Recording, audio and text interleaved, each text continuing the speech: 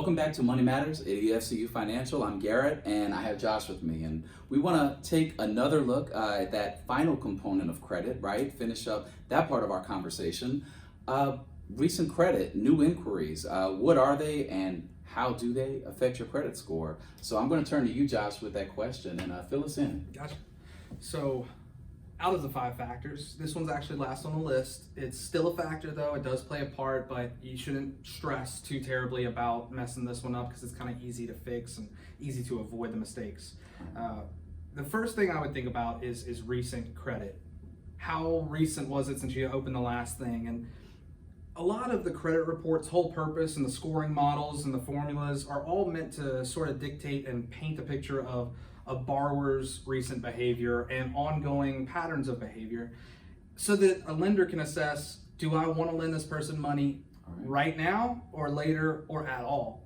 And so when it comes to recent credit, that just sort of paints a picture of erraticness. I'm sure everybody knows that friend that just ran out, got a bass boat, got a new truck, and just came back from Disney World on the credit card. Right, that's so right. Whenever a lender sees that someone's got a lot of new things going on, it's the same as when you start a new job or you get in a new relationship. It takes time for things to acclimate, and a lender knows that. It takes time for you to get used to what's going on and really get used to the new normal. And after 2020, we all know getting used to a new normal is hard. It takes a little bit of a gradient time. So a lender will start to see a higher score when they pull your credit after it's been some time with a few open things. You've gotten a new job or new credit cards and they've maybe been 6 months old or longer.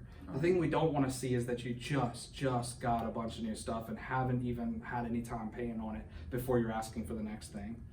And that's also a big topic. People are afraid of pulling credit. They're really terrified of pulling credit. Right. You know, we've talked about a lot of credit factors, but when you pull credit, it gives the lender the ability to really see what's going on. Whereas up until then, it's all gray area. We don't know what's going on in your financial picture. We don't know what's going on in your credit life until we see it. So the best thing you can do is actually let that lender look at it, because we can actually see how we can help you and what things could be tweaked.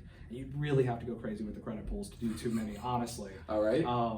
And I guess I do want people to know that there's a difference between a mortgage credit pull and a dealership credit pull, or if you're just pulling it willy-nilly at the department store or at your local bank.